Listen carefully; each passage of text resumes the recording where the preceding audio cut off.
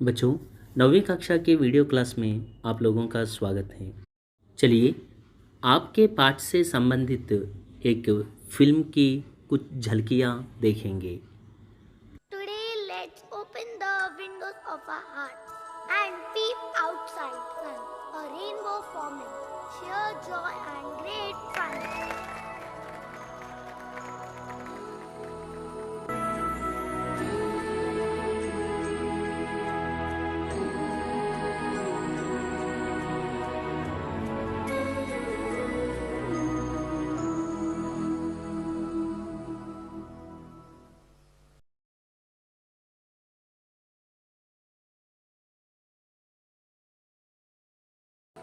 बच्चों, अभी आप लोगों ने जिस फिल्म से संबंधित झलकियाँ देखी हैं, उसी से संबंधित आपके उपवाचक पाठ तारे ज़मीन पर अब हम पढ़ने जा रहे हैं।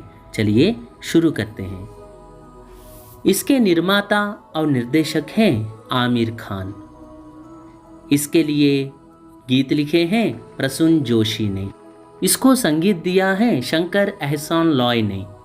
इस फिल्म में अभिनय करने वाले कलाकार हैं आमिर खान, दर्शील सफारी, टिस्का चोपड़ा, विपिन शर्मा, सचेत इंजीनियर। बच्चों, पहले सस्वर वाचन करेंगे। बच्चे ओस की बूंदों की तरह शुद्ध और पवित्र होते हैं। वे कल के नागरिक हैं। आजकल प्रायः घर घर से टॉपर्स और रैंकर्स तैयार करने की कोशिश की जा रही है। कई लोग यह नहीं सोचते कि बच्चों के मन में क्या है, वे क्या सोचते हैं, उनके क्या विचार हैं।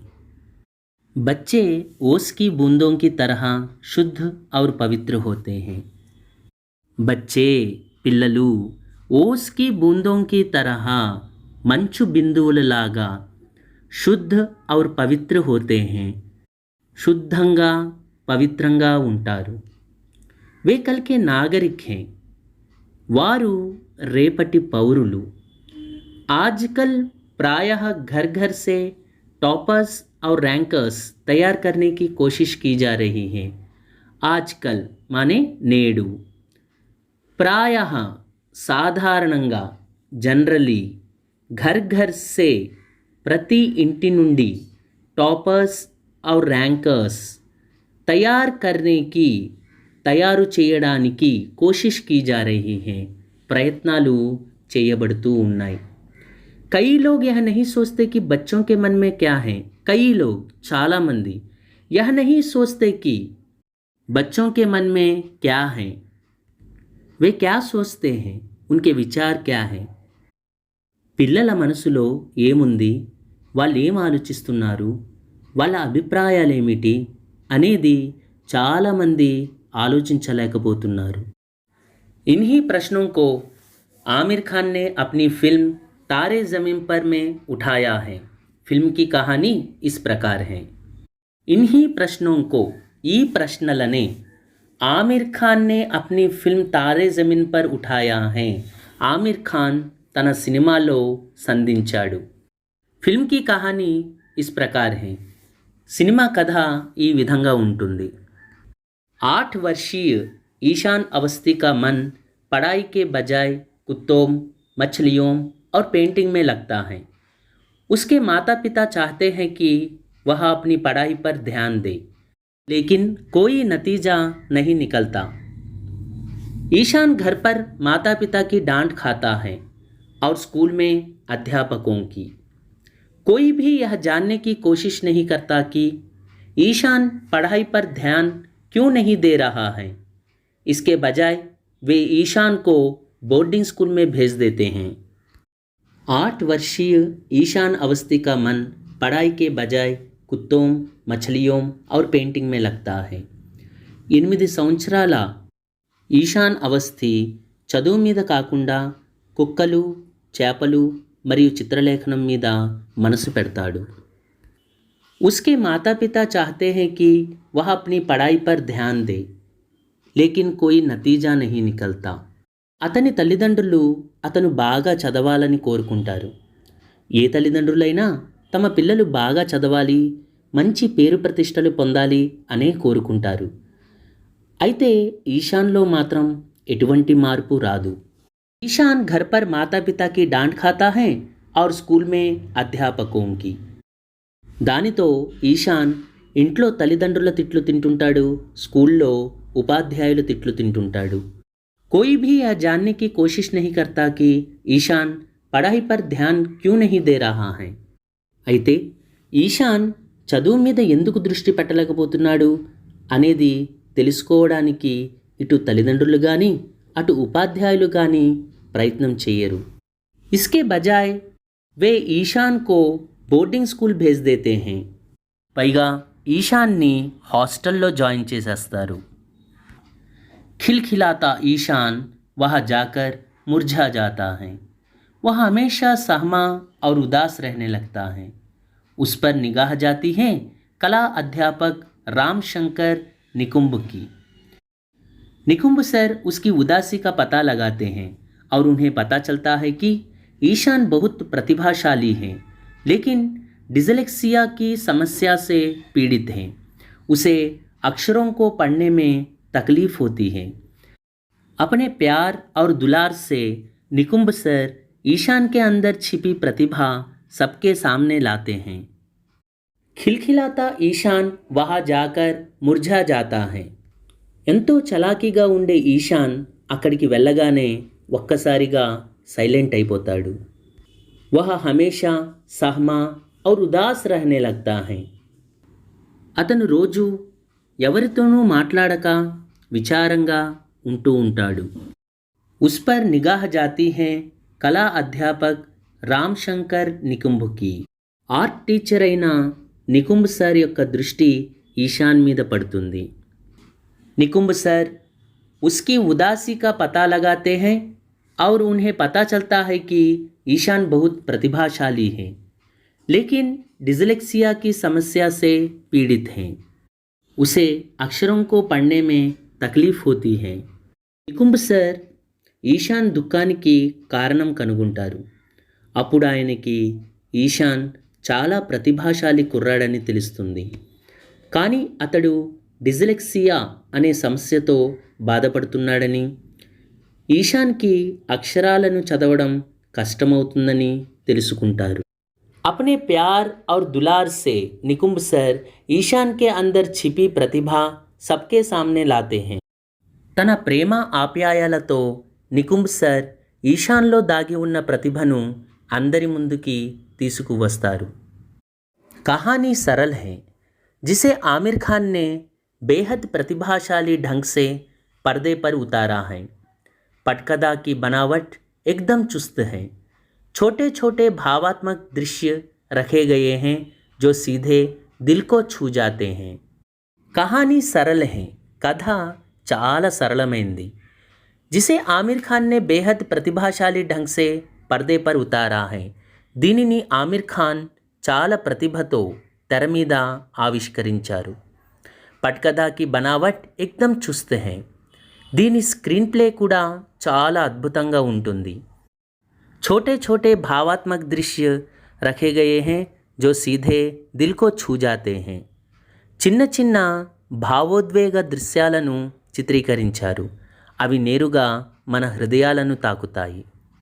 ईशान का स्कूल से भागकर सड़कों पर घूमना, ताज़ी हवा में सांस लेना, बिल्डिंग को कलर होते देखना, फुटपाथ पर रहने वाले बच्चों को आज़ादी से खेलते देखकर उदास होना, बर्फ़ का लड्डू खाना जैसे दृश्यों को देखकर कई लोगों को अपने बचपन की याद ताज़ा हो जाती है.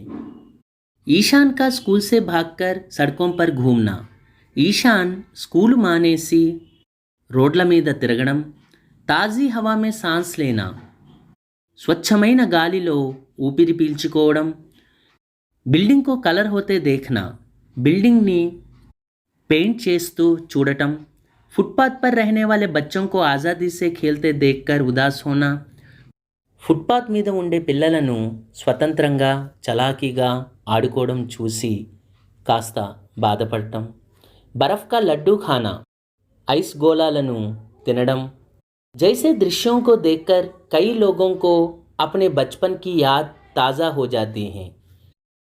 ఈ దృశ్యాలను చూడగానే చాలామందికి చిన్ననాటి స్మృతులు తాజా అయిపోతాయి. सबसे बड़ी बात यह है कि ईशान के माध्यम से बच्चे में छिपी प्रतिभा सुंदर ढंग से उभारी गई है. फिल्म के अंत में इसका परिचय ईशान की चित्रकारी से होता है. चित्रकारी प्रतियोगिता में उसे प्रथम पुरस्कार मिलता है. इसी दृश्य में आमिर ने उसकी मासूमियत को अपने चित्र से उभारा है. इस तरह शिष्य अपने अध्यापक की प्रेरणा से किस तरह आगे बढ़ सकता है, उसका प्रमाण ही यह फिल्म है. सबसे बड़ी बात यह है कि ईशान के माध्यम से बच्चे में छिपी प्रतिभा सुंदर ढंग से उभारी गई है. అన్నిటికంటే ముఖ్యమైన విషయం ఏమిటంటే ఈశాన్ అనే క్యారెక్టర్ని తీసుకొని ఒక పిల్లాడిలో దాగి ఉన్న ప్రతిభను అందమైన పద్ధతిలో పైకి తీసుకుని రావడం జరిగింది. फिल्म के अंत में इसका परिचय ईशान की चित्रकारी से होता है.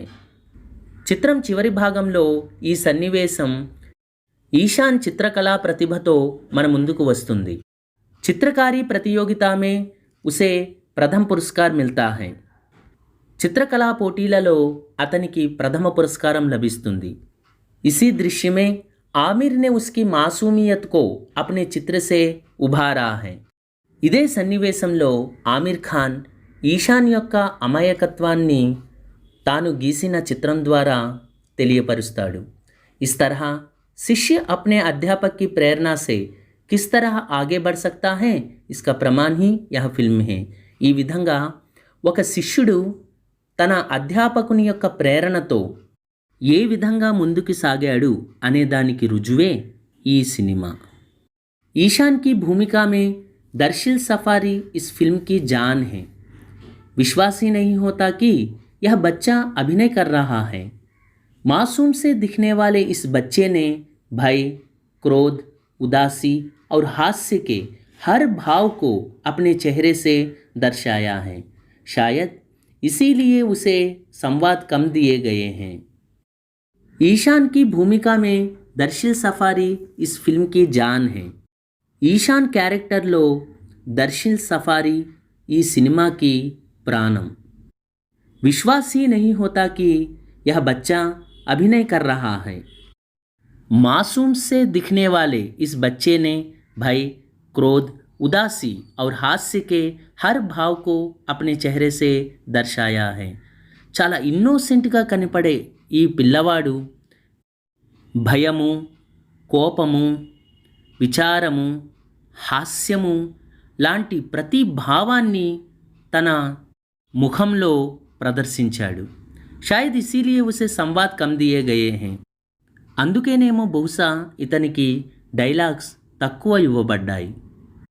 बच्चों, यह देखने वाली फिल्म है. आप लोग इसे ज़रूर देखिए, बहुत अच्छा लगेगा. इस फिल्म का लिंक मैं डिस्क्रिप्शन में दे रहा हूँ. अच्छा बच्चों, इस उपवाचक पाठ से संबंधित प्रश्नोत्तर अपने नोट्स में लिखकर पढ़िए. बच्चों, इस पाठ में आए शब्दों के अर्थ जानेंगे. शुद्ध, प्योर, पवित्र, होली, नागरिक, सिटीजन, नतीजा, रिजल्ट, डांट, स्कोल्डिंग, कोशिश, एफर्ट, खिलखिलाना, टू लाफ हार्टली, मुरझाना, टू फेड, उदास, सैड, सहमना, टू बी पैनिक्ड, तकलीफ, ट्रबल, दुलार, लव, अफेक्शन, पटकथा, स्क्रीन प्ले, चुस्त, स्मार्ट, भावात्मक, इमोशनल, घूमना, टू स्ट्रॉल, बर्फ, आइस, बचपन, चाइल्डहुड, उभारना, टू लिफ्ट अप, प्रतियोगिता, कंपटीशन, मासूमियत, इनोसेंस, प्रेरणा, इंस्पिरेशन, अभिनय, एक्टिंग, संवाद, डायलॉग्स. बच्चों, आज हम इस वीडियो में पत्र लेखन के बारे में जानेंगे. अपने से दूर बसे संबंधियों, मित्रों, परिवारजनों तथा विभिन्न अधिकारियों को पत्र लिखने की आवश्यकता पड़ती रहती है। पत्रों के द्वारा हम अपनी बात अच्छी तरह से उन तक पहुंचा सकते हैं। आजकल दूरभाष, तार, email, internet, telephone, mobile phone आदि के द्वारा भी यह काम किया जा रहा है, लेकिन फिर भी पत्रों का महत्व कम नहीं हुआ है, क्योंकि पत्रों के द्वारा विस्तार से हम अपनी बात व्यक्त कर सकते हैं।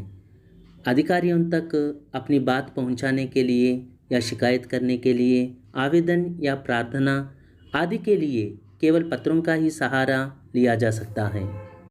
पत्र लिखते समय ध्यान में रखने योग्य 5 मुख्य बातें हैं। 1. पत्र की भाषा सरल होनी चाहिए। 2. पत्रों में व्यक्त की गई बात संक्षेप में होनी चाहिए। 3. लिखने वाले का नाम, पता, पत्र लिखने का स्थान, दिनांक आदि रहने चाहिए। हम जिसे पत्र लिख रहे हैं उसकी आयु, पद, संबंध आदि के अनुरूप संबोधनवाची शब्द तथा अभिवादन संबंधी शब्दों का सही प्रयोग करना चाहिए। 5. पत्र के अंत में लिखने वाले और पत्र पाने वाले के अनुसार शब्दावली का प्रयोग करना चाहिए। बच्चों, पत्र 2 प्रकार के होते हैं, अनौपचारिक इनफॉर्मल लेटर्स, औपचारिक फॉर्मल लेटर्स। अनौपचारिक पत्र माने माता पिता, भाई बहन, मित्रों आदि को लिखे जाने वाले पत्र।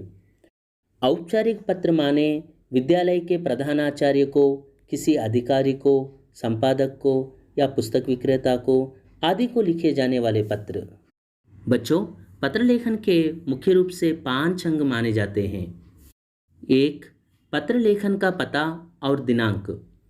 पत्र के ऊपरी सिरे पर प्रायः दाईं ओर लिखा जाता है।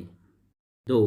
पत्र पाने वाले के लिए उपयुक्त संबोधन तथा अभिवादन पत्र के बाईं ओर लिखे जाते हैं। पहले संबोधन शब्द लिखा जाता है, बाद में अभिवादन शब्द।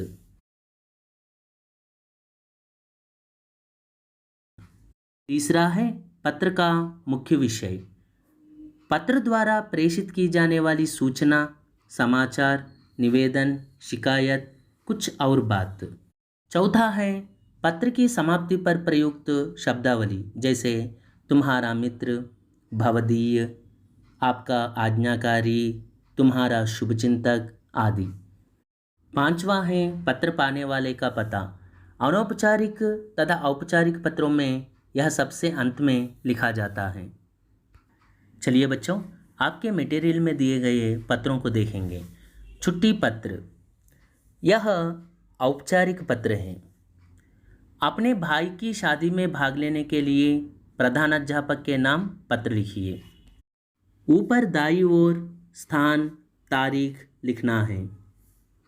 उसके नीचे बाईं ओर सेवा में श्रीमान प्रधानाध्यापक जी, आदित्य हाई स्कूल, गंगराजू नगर, काकीनाडा। इसके नीचे पत्र पाने वाले के लिए उचित संबोधन, यानी मान्य महोदय, सादर प्रणाम। इसके बाद में पत्र का मुख्य विषय लिखना होगा, जैसे निवेदन है कि मेरे भाई की शादी इस महीने में होने वाली है। విన్నవించుకుంటున్నానేమిటంటే మా సోదరుని వివాహము ఈ నెలలో జరగబోతున్నది। आजकल हमारे सगे संबंधियों का आना जाना शुरू हो गया है। ప్రస్తుతం మా సంబంధికుల రాకపోకలు మొదలైపోయాయి। शादी की तैयारियों में मुझे माँ बाप की सहायता करनी है। పెళ్లి పనులలో నేను మా అమ్మా నాన్నలకు సహాయం చేయవలసి ఉన్నది। अब घर पर मेरा रहना आवश्यक है। ఇప్పుడు ఇంట్లో నేను ఉండడం చాలా అవసరము। इसलिए आपसे मेरी प्रार्थना है कि दिनांक से दिनांक तक 5 दिनों की छुट्टी देने की कृपा करें। తేదీ నుండి తేదీ వరకు 5 రోజుల సెలవు ప్రసాదించవలసిందిగా కోరుచున్నాను। आपका विनम्र छात्र। यहाँ पर नाम लिखना मना है, इसलिए वहाँ पर जस्ट इंटूस लगा दीजिए। क्रम संख्या 10, कक्षा 9वीं, ए डिवीज़न। चलिए जी, दूसरा पत्र देखेंगे। बीमार होने के कारण छुट्टी मांगते हुए प्रधानाध्यापक को पत्र लिखिए। यह भी औपचारिक पत्र है। इस पत्र में भी ऊपर दाईं ओर स्थान और तारीख लिखना है। उसके नीचे बाईं ओर सेवा में श्रीमान प्रधानाध्यापक जी, जिला परिषद हाई स्कूल, सर्पवरम, काकीनाडा। मान्य महोदय संबोधन। सादर प्रणाम। नम्र निवेदन है कि मैं आपके विद्यालय में 9वीं कक्षा का छात्र हूँ। విన్నవించుకుంటున్నాను ఏమిటంటే, నేను తమరి విద్యాలయంలో 9వ తరగతి విద్యార్థుడను। मैं तेज बुखार के कारण पाठशाला आने में असमर्थ हूँ। జ్వరం ఎక్కువ ఉండడం వలన పాఠశాలకు రాలేకపోతున్నాను। अतः मुझे दिनांक से दिनांक तक 2 दिनों की छुट्टी देने की कृपा करें। కాబట్టి తేదీ నుండి తేదీ వరకు 2 రోజుల సెలవు ఇప్పించవలసిందిగా కోరుచున్నాను। సధన్యవాద్, సధన్యవాదములు। आपका आज्ञाकारी छात्र। इंटू इंटू इंटू 9वीं कक्षा, क्रम संख्या 23। बच्चों, संकेत शब्दों के आधार पर कहानी लिखिए। देखेंगे। एक किसान ఒక రైతు, 4 लड़के, నలుగురు కొడుకులు, आपस में लड़ते, परस्परम కొట్టుకోవడం। किसान बहुत बीमार, రైతు ఆరోగ్యం పాడవడం। मृत्यु के निकट, మృత్యువు की సమీపన। सबको बुलाया, అందరినీ పిలిచాడు। मिलजुल कर रहने, కలిసిమెలిసి ఉండమని। कोई प्रभाव नहीं पड़ा, ఎటువంటి ప్రభావము కనిపించలేదు। लकड़ियों का गट्टर, కర్రల మోపు। लकड़ियों को तोड़ने को दिया, కర్రలను విరగొట్టమని ఇచ్చాడు। किसी से ना टूटा, ఎవరి ద్వారా విరవబడలేదు। लकड़ियाँ गट्टर से अलग, ఆ కర్రలను మోపు నుండి వేరు। लड़कों को बारी बारी से बुलाया, కుమారులను ఒక్కొక్కరిగా పిలిచాడు। एक एक कर लकड़ियाँ तोड़ी, ఒక్కొక్కటిగా కర్రలను విరిచారు। अच्छा बच्चों, अब इसे पूरा करेंगे। इस कहानी के शब्दों के आधार पर हमें पता लग रहा है कि अगर हम मिलजुल कर रहेंगे तो हमें कोई कुछ नहीं कर सकता। इस प्रकार देखेंगे तो इसका शीर्षक होगा एकता। एक किसान था, उसके 4 लड़के थे। वे आपस में लड़ते रहते थे। एक दिन किसान बहुत बीमार पड़ा। जब वह मृत्यु के निकट पहुंचा, तब सबको बुलाया और मिलजुल कर रहने की शिक्षा दी। किंतु लड़कों पर उसकी बात का कोई प्रभाव नहीं पड़ा। तब किसान ने लकड़ियों का गट्ठर मंगाया और लड़कों को तोड़ने को कहा। किसी से वह गट्ठर ना टूटा। फिर लकड़ियाँ गट्ठर से अलग की गई। किसान ने अपने सभी लड़कों को बारी बारी से बुलाया और लकड़ियों को अलग अलग तोड़ने को कहा। सबने आसानी से ऐसा किया और लकड़ियाँ एक एक कर टूटती गई। अब लड़कों की आंखें खुली। तभी उन्होंने समझा कि आपस में मिलजुल कर रहने में कितना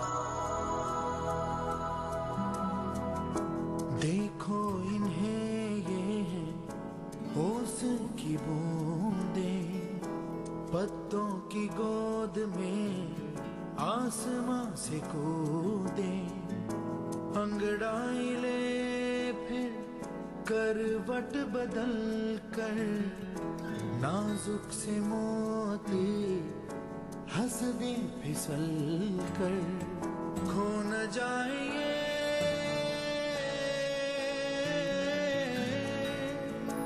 तारे जमीन